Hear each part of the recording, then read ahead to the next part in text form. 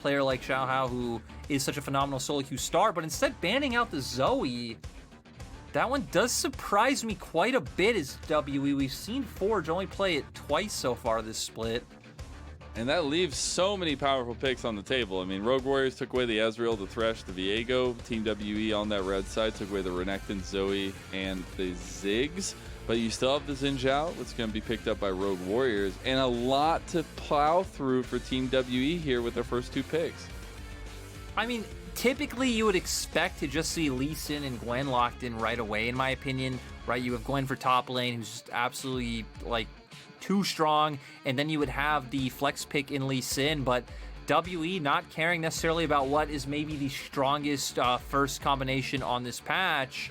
Gonna go with putting Shanks on something that is comfortable. We saw that that is where all of his highlight performances have been so far, and even though we have hit on Shanks' champion pool being a little bit surprising, I do want to highlight that this is his 9th game on Sylas, and his 2nd most played champion is LeBlanc at 3 picks, so it still seems like Shanks maybe a little bit more of a controlled and compact champion pool than necessarily being comfortable to pull out anything at any given time.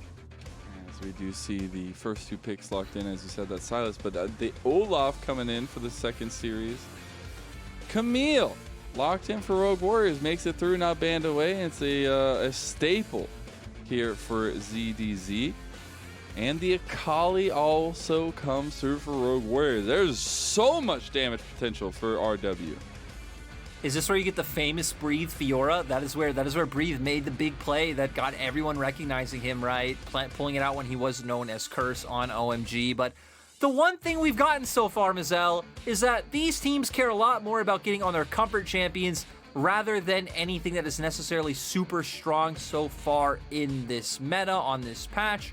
But no Fiora from Breathe. All hearts are instantly broken. They do have an AD jungler, so seems like wanting to have a bit more mixed damage for that 2v2 coming out. And I do like what WE's put together slightly more right now, right? I mean, you have the Gwen, you have the Sylas, I think, 2 A to S tier picks on this patch to where for the side of Rogue Warriors, you have a lot of backline access, you have a lot of punishment on immobile carries, but not too much in terms of early game lane prio or like team fighting prowess just yet. Do gotta shout out the Gwen though. We also get to see a decent amount of great performances, at least today, from Elias. I want to see if that can come out again this time around. We are in the 2nd phase though, as the Varus is going to be the ban away. Very heavy focus towards ADs in the 2nd phase, as typical of this meta. But the Alistair also is banned away by Rogue Warriors. And for WE, I wonder if you do just ban out maybe something like the Aphelios yourself and make your way towards something along the lines of an Ashe. We have seen Betty. Betty's played a lot of different champions, so even something like the Kalista wouldn't be too far out of his depth.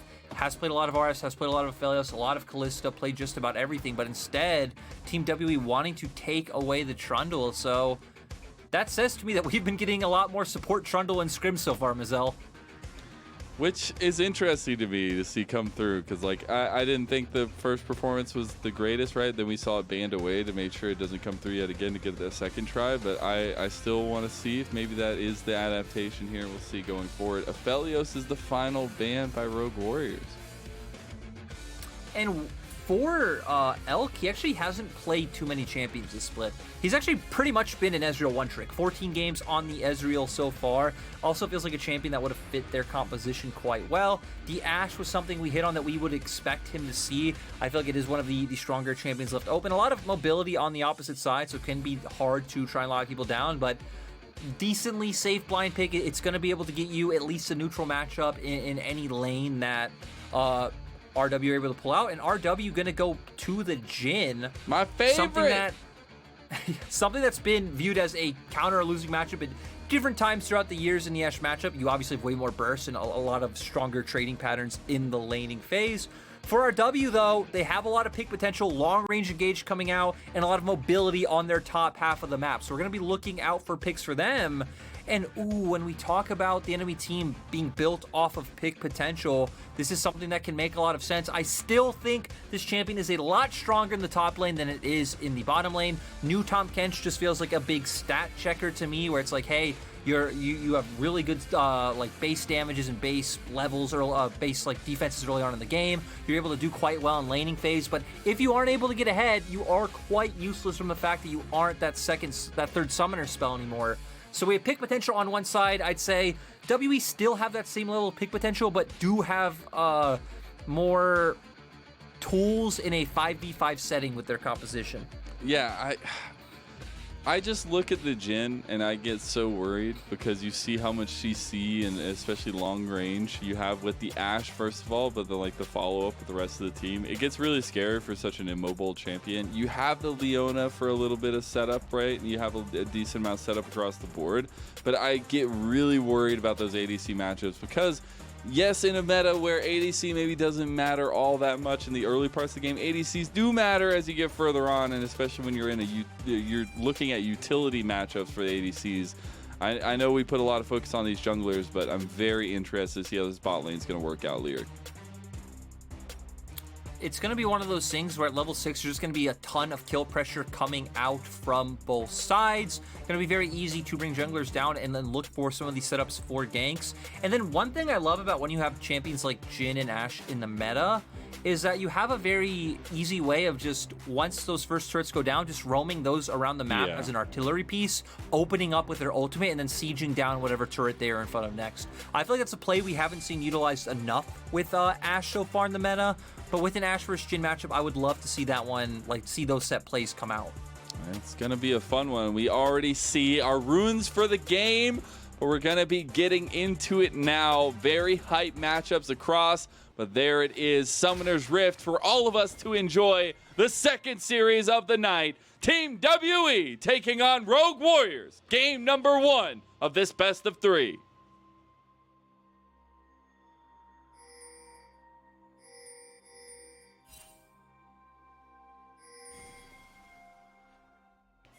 Can I just have that background at all times, please? Because like that is so cool.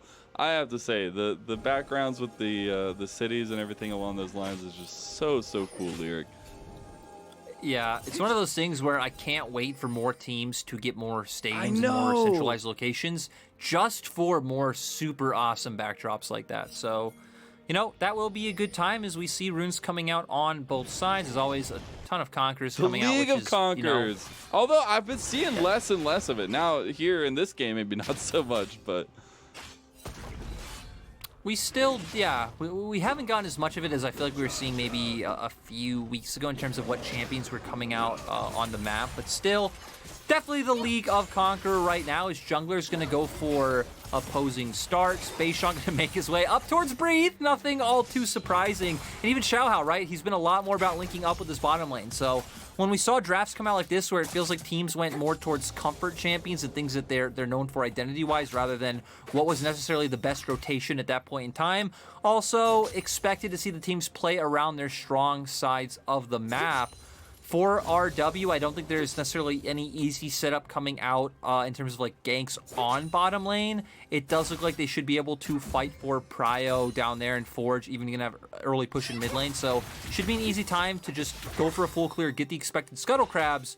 But I don't think any plays really open themselves up to either side unless mistakes come out.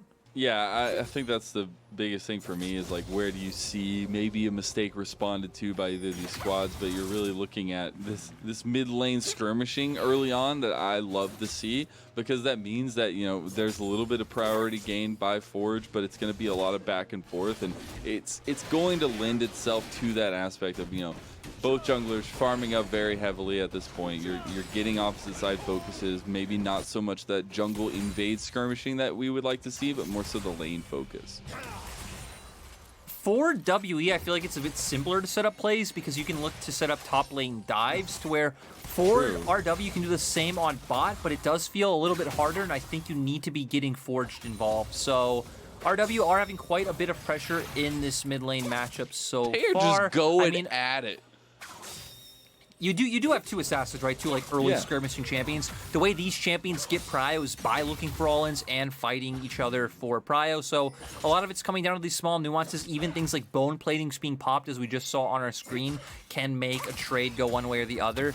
Akali having decent pressure in this, just 5-point strike being on a very light cooldown and then just being able to play off of the range advantage from that, to where Silas definitely needs to commit himself for more of an engage. Even things like item changes, I think, favor Akali a bit more in this matchup than it used to be, to where Silas really did just win out. Things like Oblivion Orb being cheaper definitely helps for a champion like Akali to back with the 800 gold, pick up that one, and then just be able to punish Silas in that matchup.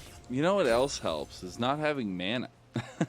Shanks was going to have to back on that one. TP's back into the lane. Now we get a lane gank coming out from Xiaohao here potentially, but it's a very pressed up lane by Rogue Warriors, so nothing going to come of it early on. And one big thing to highlight off this is that Beishang has already gotten his back off. Beishang's already on the map, already farming, so Beishang with a massive tempo advantage off of just kind of slightly hovering towards bot, making his way right back to his camps immediately as compared to Xiaohao. And man, we just keep getting panned on this mid lane. Heavy trades coming out from both sides. We are going to see Shanks have a bit of an advantage in terms of health right now, which makes sense, right? Shanks already got his back off, already had a resource advantage, already has a small advantage in terms of items. So Forge going to be forced back, should have to use that TP right back to lane. And yeah, feels like we're just going to keep seeing this on repeat for WE after taking the Krug camp. I would love to see a gank towards top side for Beishang, especially with Xiaohao starting to path down. I guess WE don't know that themselves, but WE do have to assume that Xiaohao can be towards the top half of the map if they look for that gank. Well, and, you know, ZDZ is on the Camille, is a very slippery champion in itself, but earlier on, like, you can still find the gap closers, right? You have the exhaust for Breathe up there just to make sure that the slowdown is there. A very fun one as well, as Beishang will be seen on the top side of the map. Already pings coming down from Rogue Warriors to warn of that. And the opposite side, map play is coming out from Rogue Warriors themselves. So I just don't know what is going on today. Wait, V5 in the last series, was, a bit of a, not the fastest pace, a bit slower. Then we have these two teams come into this series, WE and RW, some of the higher champion kills per minute teams in the league. And a very slow, I'd say, first two sequences so far in terms of jungle clears. To be fair to ZDZ, he did respect the opportunity up in topside, but ooh, Beishang may be able to punish Forge in mid. They might. I don't know, though. It is an Akali still. I mean, you might not see it as prevalently as usual, but you still have a lot of fluidity on this pick. And right now, Forge a little bit better in the health trade, and sixes are going to be coming across. I would expect that this is the moment you get a little bit more aggression from either side, especially either jungler, because you have a little bit more confidence in your play with the level 6s coming across. But Xiaohao just a little bit behind the ball because of that tempo gained by Beishang. Sure, Beishang gained tempo and has gotten ahead, but look at the mid lane CS. Forge has been absolutely dismantling Shanks so far in this mid lane matchup. And again, this is one that we have seen sway heavier towards Akali in Season 11, but Shanks definitely losing out a little bit more than you typically see. Oh my god, Elk. Yeah, Elk has to flash away from QiuQiu's flash. That is unfortunate for the side of Team WE, as Missing was actually looking mid to get a gank on a Forge, just showed his face there and immediately pulled the trigger from Rogue Warriors. ZDZ about half health to breathe in a trade immediately here. They had just TP'd back to lane as well. I feel like the big thing for this game so far is why we're not seeing WE make some of the plays we would typically expect them to see is because of that discrepancy in the mid lane. Because I feel like if you were, closer to even as Shanks or even winning, right, you can start looking for those dives up in top lane that we set up, but you are falling so far behind, you are just constantly under your turret, you're not able to do that, which is why WE are trying to invest so many resources in the mid lane to try to get him in that neutral position where he can start moving around the map and influencing sides more. Look at this, though. You've got QiuQiu on his way up here. And Leona can make something happen. Not level 6 yet, not going to have the solar flare, so that's a little bit unfortunate, but maybe from this wave as well. Looks like the plays from Rogue Warriors are there, but not going to be pulled. Yeah, WE bringing over their bottom lane first, so they are going to have immediate pressure on top side, but Betty already pushed in the wave, so Elk already losing out on the bottom half of the map, and he's making his way over. He is also 6, so has the curtain call, doesn't necessarily need to be right next to you to be involved in a fight. the beauty of Jhin with the long range, the utility provided as well. As Rift Herald started up for Team WE here. A little early objective for them as the first dragon had gone over to Rogue Warriors. But the entire squad up here, Rogue Warriors might be wanting to join as well. Rift Herald already going over to Beishang. Team WE will get out. The big thing is that ZWuJi went for no, a back. They don't. don't. Nope. Shanks goes forward, and he's able to get first blood for Team WE. ZWuJi out now. Curtain call comes the way, but Forge flashing away. And Team WE are surging with 2 kills after no action for 9 minutes. And WE made it look like they were the team who was going to back off, but notice Rogue Warriors, they feel a bit of calmness, they chill out, they start channeling backs, then bam, Enchanted Crystal Arrow to start up the engage, and now ZWuJi, you don't have a flash, my dude. The flash is not available, but he's still Camille with the hook shot.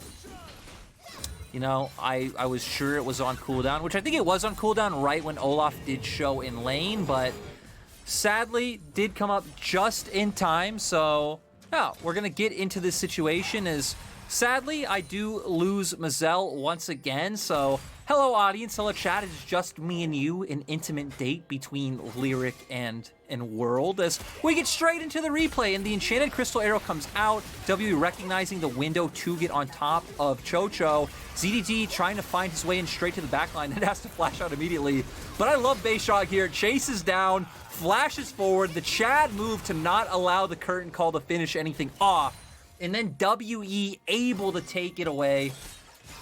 So 800 gold lead so far for Team WE. They do have Herald, and we can already see, I don't need to guess where it's going to go. Beishang making his way down towards the bottom lane. Enchanted Crystal Arrow is about to be up, so maybe we see something once again. I like that WE are doing this because they're forcing heavy trades. They're getting the health bars of RW low, but in the end, they don't opt into anything. Now we are going to see on the other side of the map, RW do nothing. And in this circumstance, I will ask Lyric. Hello, Lyric. What do you want to see come out from Rogue Warriors? Thanks for asking, Lyric. Well, for Rogue Warriors right now, they do have Prio out in the mid lane. I still feel like for Rogue Warriors, their bottom lane is the strong half of the map. Pushing out with the Akali, trying to get some deep wards down, spot out where the Olaf is when Beishang's looking for plays on the opposite side. I feel like looking to punish the Ashe Tom Kench lane is probably the way to go. As for now, RW are just responding.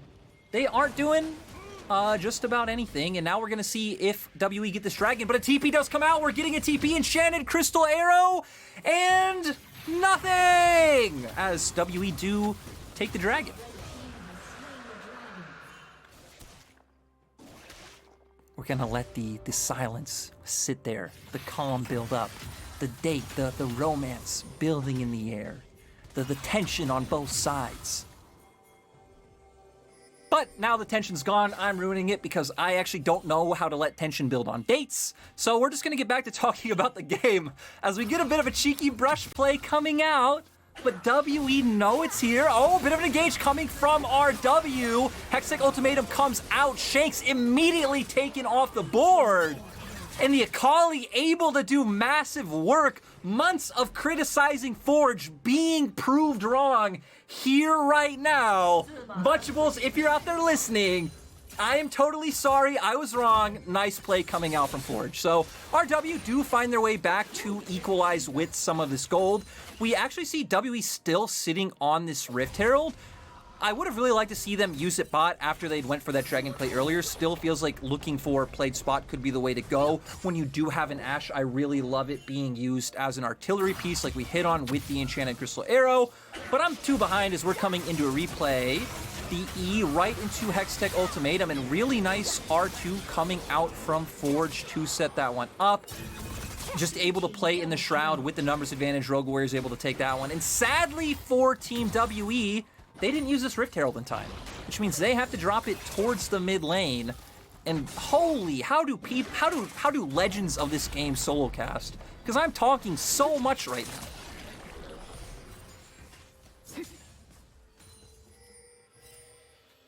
See what I did there? Said I was talking so much. So I stopped talking, but now we're back, guys. We're talking once again. Joe Rogan style, but Joe Rogan actually is not a solo podcast, so it's actually not Joe Rogan style. You know, this is just going to be lyric style. I really did want to start an LPL After Dark type thing, but sadly, it never got to happen. So this is LPL After Dark right here. You and me, chat. Other people watching, maybe not in chat. As game's still about even. Still not as many kills as you'd expect when you have a team like WE and Rogue Warriors on the Rift. Typically by now you would have seen WE set up these plays towards topside. We hit on how their draft would have loved to do this as well early on, but it really feels like Shanks being in that hole hasn't really allowed him to do that. Forge actually being the one with pressure all game long, and keep your eyes on that minimap. Forge already making his way up right now. Hextech Ultimatum looks like it's just about to be up for ZDZ. They can set up this dive. Breathe goes for the E, has the W up right now. Beishang here in response, but just so much damage coming out from Forge. And Rogue Warriors able to take this one. I don't understand how Rogue Warriors have been able to level up so much in the second half of the split, but they just keep on going.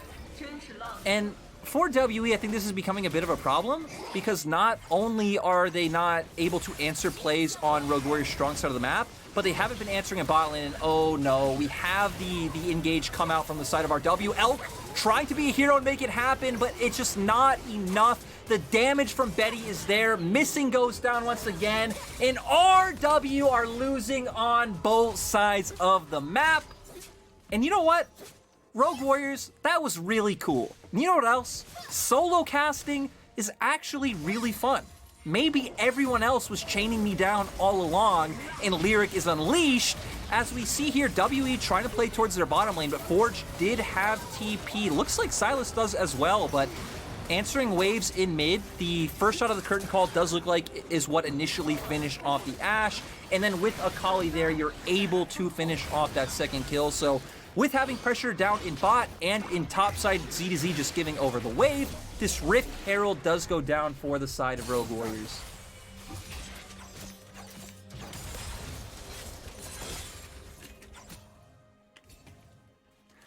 Now here we are, on date number 3. The ambiance once again building, but the ambiance is dead as Rogue Warriors look for the invade. Actually, wait, I'm wrong. It's Beishang looking for the invade, and Rogue Warriors answering the invade. Beishang gets chunked out extremely low. Nothing is gonna happen. I just kind of like getting excited about things. Yeah, we're gonna default back to a normal map state. With Dragon coming up in 11 seconds, you do see WE moving their bottom lane to mid first, but with Betty picking up some of those kills earlier on, not only having the Gale Force, but also the Executioner's Calling is able to force mid lane Prio, Forge in a side lane. And this right now is just the best situation for Rogue Warriors, right? WE not having any entrance where they're able to fight for Prio to enter River. They don't win the 3-man skirmish in mid. They don't win the matchup in side lane. So Rogue Warriors going to try and use this to set up a pick. We are going to see if Missing falls for this one. Doesn't look like it. Doing a nice job playing towards the top side. And WE now actually are going for the opposite side of the map trade. They realize, hey, we're not strong enough in bot side. We can't fight the Akali. We can't contend for mid lane Prio. And they are just going to look to let Breathe push on top side, maybe try and take away some camps, get some damage down on the turret, and then WE going to try and come back stronger at a later point.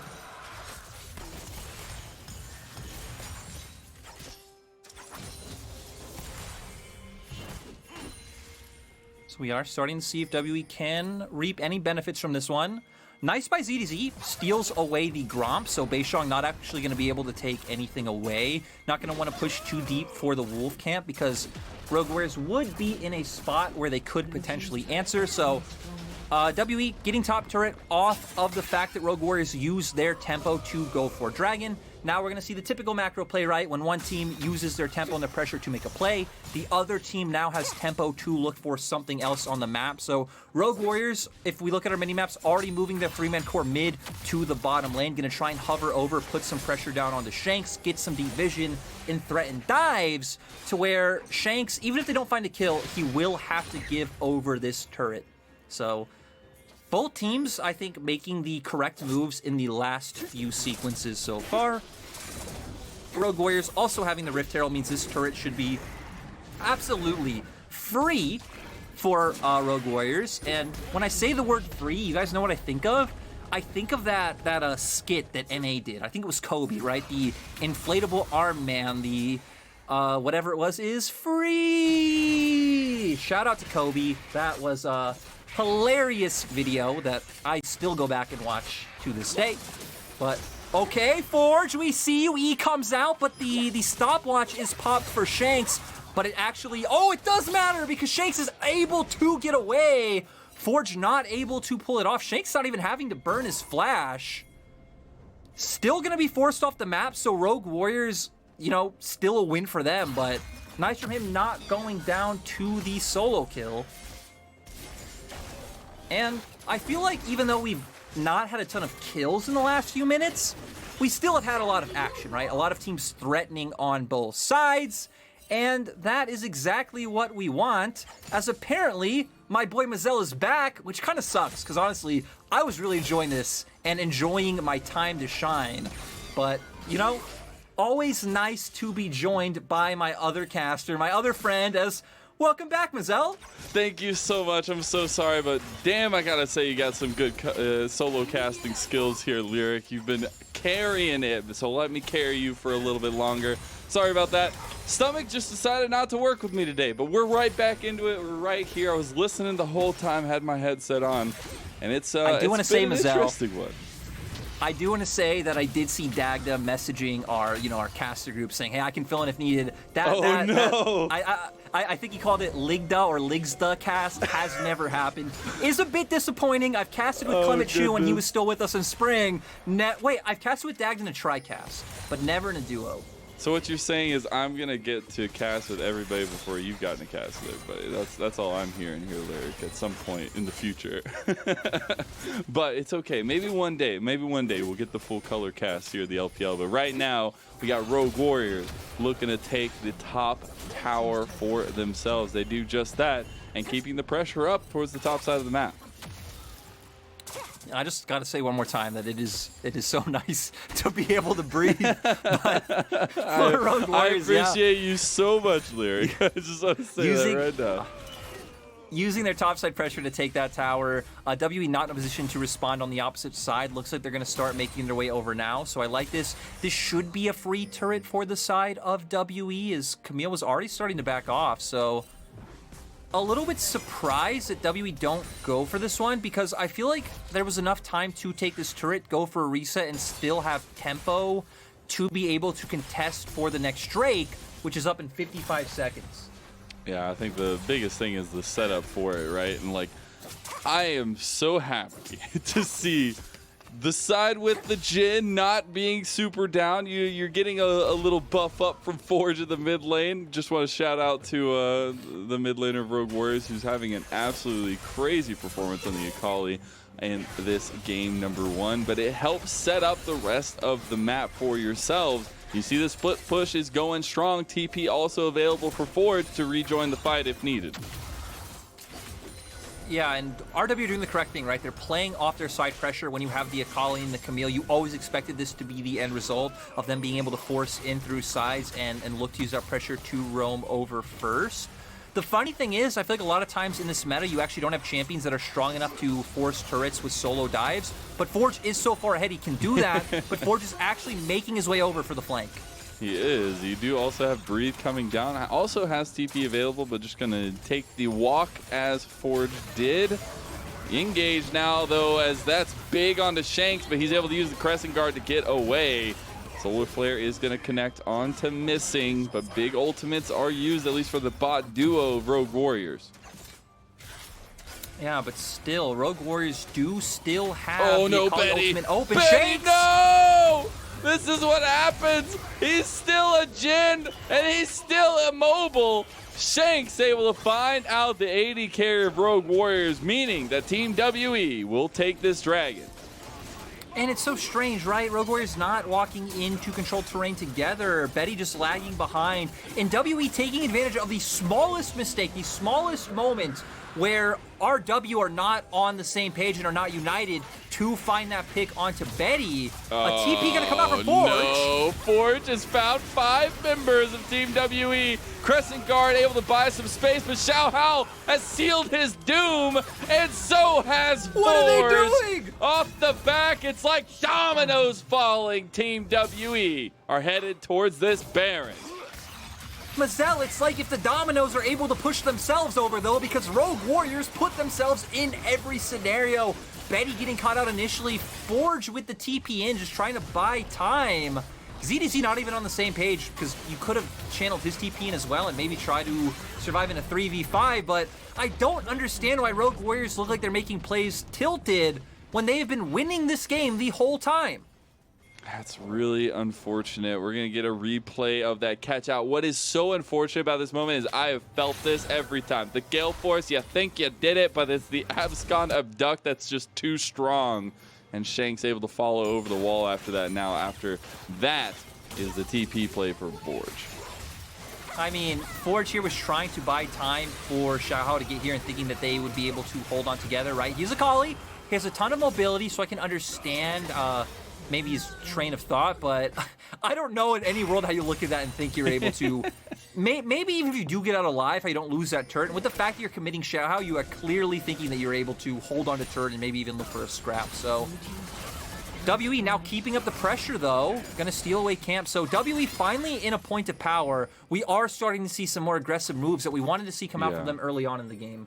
And we're seeing Baron Buff helping them out just a bit more here as double lane push already. Elk taking the mid tower. Forced Forge to come out of that top lane split push as he needs to help his team defend, needs to respond, as actually they're going to leave Breathe on the bot tower to potentially get something mid, but aren't going to find it. And Team WE are just going to be like the tides on the coast here, going in and out and taking this tower. Yeah, really weird. Solar Flare coming from QiuQiu. I feel like you actually really need that one when you're looking for the engage on your side. We're going to see now WE collapsing. ZWuJi does have flash and does have his E up. So try to find his. Oh, that arrow from Elk was really close. It really was. My goodness. And that would have been the difference maker of the fight for Team WE. I will say QiuQiu still very strong on the Leona to set up the rest of this team here with the CC. I think that is huge because if you can get Forge on top of one of those members, you might not have the Solar Flare just yet, but you have enough CC for that burst to come through for Forge to really make a play. And here we go. This is it. Rogue Warriors want to make something happen here, and this is the moment they have chosen. Curtain Call's doing some work, but can they get the rest of them? ZWuJi's already down, and the gold lead is just too far. It's only just a small one, but it's handled beautifully by Team WE as they take down 3 members for 1 of Rogue Warriors. And we saw the value come out from missing Tahm Kench in that exchange, right? Using it to save Elk, getting him to a point of safety. Shanks and Beishang making their way into the fold, able to turn that fight around with Camille, now so deep into the fight, and now WE actually might just be able to end. They can. They still have Baron Buff for 5 seconds. They're at least going to get 1 inhib and an inhib tower, make it 2 inhibs on top of it as well. This Team WE come away from that one like bandits, Lyric. Mazel, they come out like bandits. They won everything there, but I would have loved to see them try to end. Would it have worked? Probably not. That time was too short, but it would have been extremely hype. As we get the replay, we are going to see ZWuJi start channeling his TP to start off. QiuQiu goes in with no Solar Flare, so that could have been a very useful tool in this fight. And like I said, the Tahm Kench gets the Ashe out of there. And Gwen's needle work just doing so much damage to multiple members. ZWuJi going down with the fact that Elk is able to get out to safety because he also did have his flash available. And yeah, I'd be a bit surprised to see the damage charts. A bit interested to see the damage charts of that fight because it does feel like Breathe probably doing a good amount of work. And I just have to give my solemn condolences to Betty there. It feels bad, man, when all you can add to the fight is the curtain call from that distance, right? And you're just not really able to get the damage, the sustained damage that you'd maybe have from that Ashe in the thick of things on that 3-item spike, right? You're on the Jhin, you're a little bit further range, but not able to get necessarily into the fight so far. It is Rogue Warriors trying to make a play up towards top side. Dragon spawning right now. This is sole point for Team WE and for Rogue Warriors, but Rogue Warriors decide to opt out of that one and go for Breathe as they found the Gwyn on the top side of the map. I mean, that is the most unexpected play in the book, right? Dragons up, both your bot and mid inhibitor are down. You are sitting in the enemy's brush in front of their Krug camp. Like, there is no world where you assume the enemy team is here. It is just so ridiculous that and just able to be punished on the opposite side. WE now on soul point, but hey, when you are actually only about 3 to 4K gold behind for WE right now, it's actually not impossible for the side of Rogue Warriors, but still, I feel like maybe the amount of pressure coming in on the map from those inhibs being down, forcing RW into a position where they feel desperate to look for those plays. Yeah, because now you can no longer have Forge just chilling in the side lane, being a nuisance to Team WE, because he's got to deal with the side lanes that are now just crashing into Rogue Warriors with those super minions. And that means that Team WE can put all their eggs into the top side basket, into the top lane basket, trying to take down that third and final inhib. And for WE, they do still have TPs available on their soul laners as well, so you can definitely have one pressuring in mid, and it looks like Breathe is going to do that. Luckily for them, they have supers, so they can play this very patiently and just wait for those waves to crash into RW's base. They will have to respond at some point, but WE not necessarily taking this too slow. I'd love to see Breathe pushing that wave mid, and okay, he actually finally made his way there to do it. So we're going to be keeping our eyes on this next wave that's coming to turret if WE are able to either get turret or force a fight off this one with both the Akali and Camille showing on the map.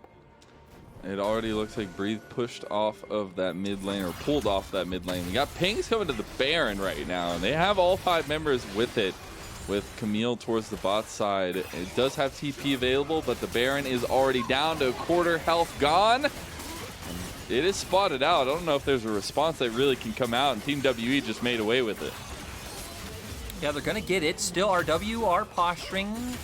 They are going to back off the end. Arrow. Elk is just cold-hearted, my dude. TP is now coming in for both sides, but Team WE look to take the fight. You've got QiuQiu going on the side there. My goodness, you've got so much damage on the prolifery, and that's Elk that just gets sniped down from Betty off on the side.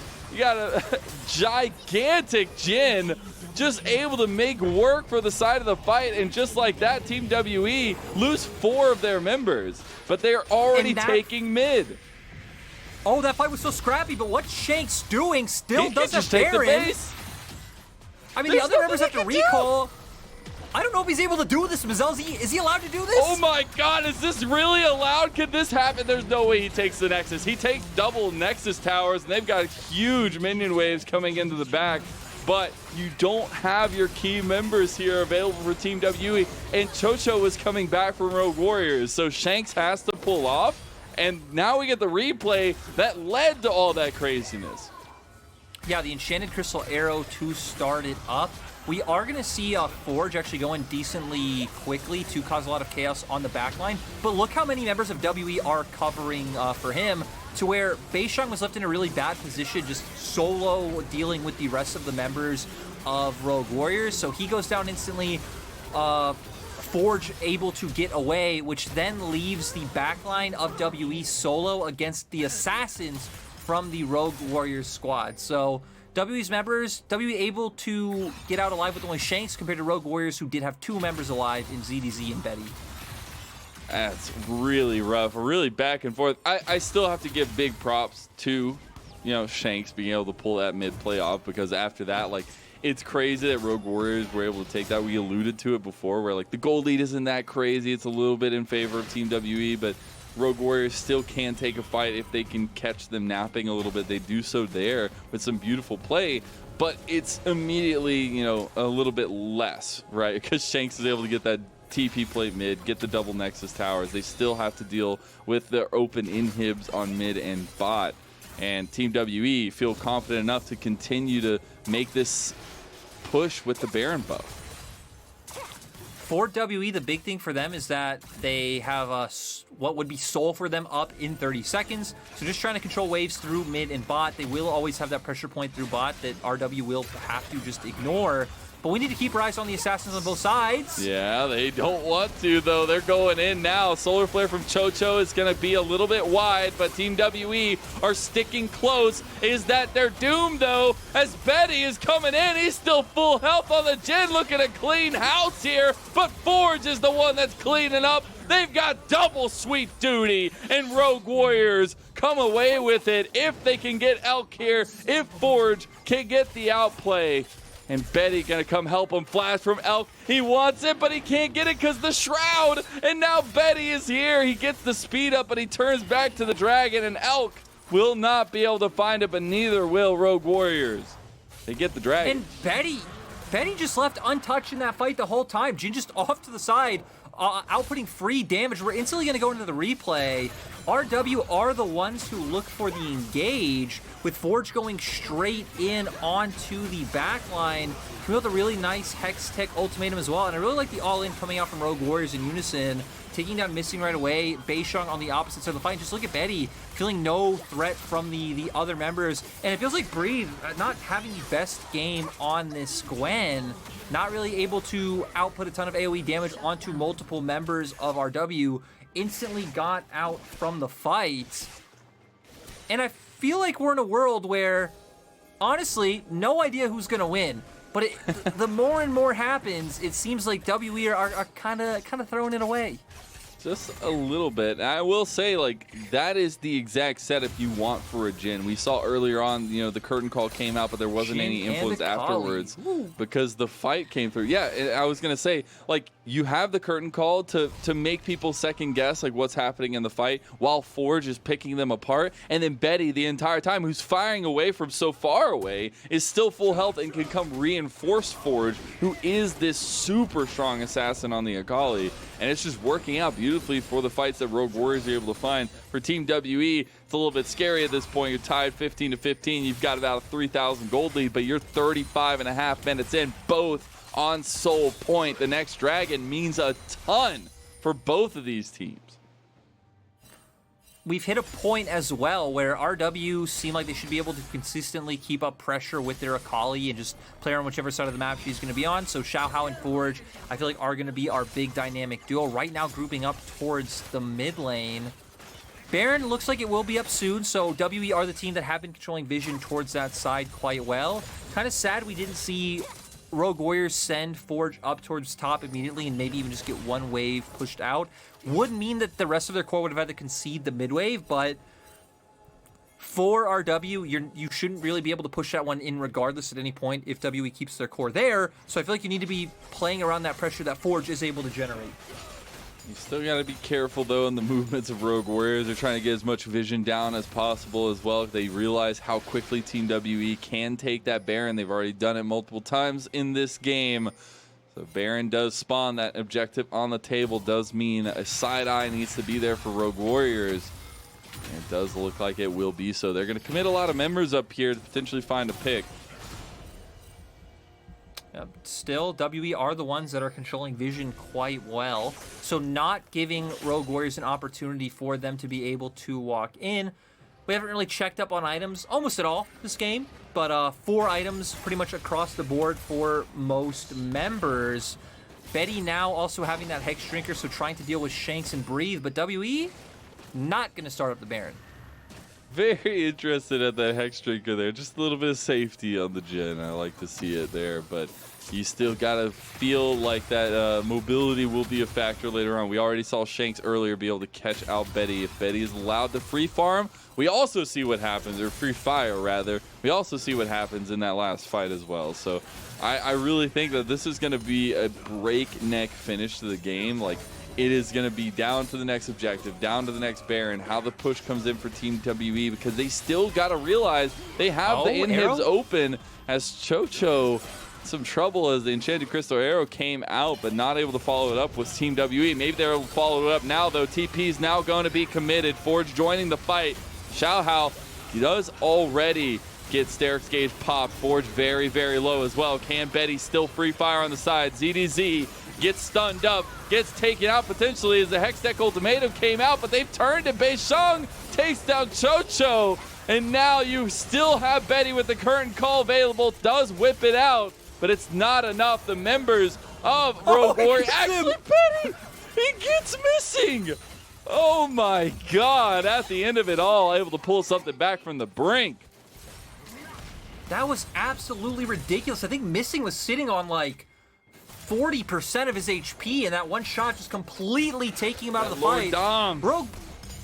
Rogue Warriors here in a very peculiar situation where I honestly feel like they should win fights at this point in time because they do have 2 Guardian Angels available on their members, and there's no flashes on key members on opposite side. But Rogue Warriors trying to contest Vision here puts him in such an awkward position when their strong member of Forge isn't around. So many members of Rogue Warriors get chunked at the start of the fight by the time that Forge does arrive. So if you look at QiuQiu already taking out Xiaohao in an awkward position, Forge now going in by himself. And sure, you're able to turn it around onto Shanks, as we're apparently getting straight out of that replay because WE want the Baron. They ain't letting up. The Baron already gone. Enchanted Crystal Arrow signifies that they have taken the objective. Dragon Soul will go over to Rogue Warriors. Do they turn this fight with it? Big flank from ZDZ. This is Rogue Warriors. They've already got one down, but the GA's popped. And now you've got the turnaround from Team WE. Missing's here. Beautiful as he gets Elk out of the fight. But can they take the rest of it, Lyric? It is so neck and neck. But Rogue Warriors are gonna know it's gonna be it. The turnaround is not enough, and Xiaohao, ZDZ survive through it all and take down 4 members of Team WE. And now Rogue Warriors, they do have a wave available. They can start pushing. There are quite long death timers on the side of WE. Don't know if they can necessarily look for an end, but at the very least, they are going to get Inhibitor. Elk with the Baron buff minions, though, will have something to say about it. It is going to be a little bit rough to take down this tower, but Elk is the last bastion here. They want to take down the last bastion, though. ZDZ, he just gets soloed, and now that's 2. Elk, like you're a monster on the Ash. My goodness, can he turn it, though? That's it. That's a double kill for Team WE, and you get so much for Rogue Warriors, but it's thrown away. I mean, you're just forcing your hand too much in that scenario. Elk is a full build AD carry at this point in time, does have his engage tools available. I am not quite sure what Rogue Warriors were thinking, but we are getting throws on both sides, Mazel. Is this American football or is this League of Legends? We got quarterbacks on both sides at this point. Team WE do have the Baron for another minute and 15 seconds, though, and they do still have the tempo advantage on their side. They're moving forward with 3 members in mid. Want to get these inhibs down again so they can keep the pressure up. And Shanks getting very low, but that is also the same for the side of Rogue Warriors. As the scale is coming online, they're just going to push for the end here. The Nexus is open, and they might lose some fights here or there, but Team WE know where the cookie lies, and it's under the Nexus. Team WE, game number 1. I just cannot believe that Rogue Warriors lost this game. Both teams trying their hardest to not win this game. In the end, somehow WE are able to pull it through, but my God, Mazel, that was... I don't even know. What was that? What was that pushing topside? The Camille, the Zinzao. Bro, that was, I'm just saying, that was Elk with the outplay. He got a double kill the Ash. What are you going to do? Can't take it away from him. He autoed Mazel. He autoed. But that's what you do as an ADC. That's what happens. Come on. You know this. I'm not the only ADC main. Come on. I feel like the big things to take away from this game is that, first of all, Forge completely gapped Shanks in laning phase. This is where it all stemmed from, right? It stemmed from Forge just completely outplaying Shanks in the lane, and then just Rogue Warriors finding really nice map movements early on to get that initial advantage. Funnily enough, Rogue Warriors just kind of threw it all away from one initial misstep, which was where Betty got caught out catching midwave by himself. Shanks found that nice engage onto him. But then it was just throws upon throws, Fiestas everywhere, and the gold graph not necessarily representing how much of a Fiesta it was, but you can see those big chunks. The expected team won. You can see those big like divots in it. It's like, oh, okay, there's something that happened there. But yeah, it was crazy all around. It's exactly what I wanted. Maybe not so much what Rogue Warriors wanted to come away with the loss in game number 1, but it's the chaos that I wanted from Rogue Warriors. That's how you can take games from the top teams, such as Team WE.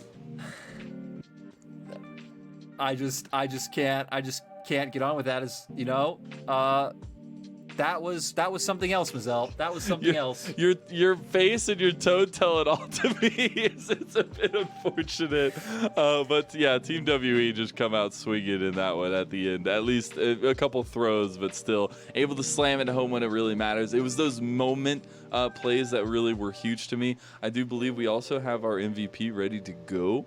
I'm not sure. I didn't hear exactly who it was, but I believe it will be. God, oh my that's why God! you didn't Lyric say is the MVP. The dude popped off. I mean, this man coming in, solo casting, and just being a G all around. Got to give it up for Lyric. Thank you so much for covering while my stomach did not feel great. I just don't even remember taking a picture in this pose is the biggest thing. I do not remember it. It's the most Chad pose I've ever seen. I mean, you should just keep that constantly. That should be your profile picture. Me and Chat had 3 dates during that like 10-minute span. So Chat, thank you for dealing with my awkwardness on my first 3 dates. So now I'm feeling a little left out. I want to date with you too, Lyric. But that's to be said or done later on. We are gonna step away, take a little break, get refreshed and ready to go for the finality potential.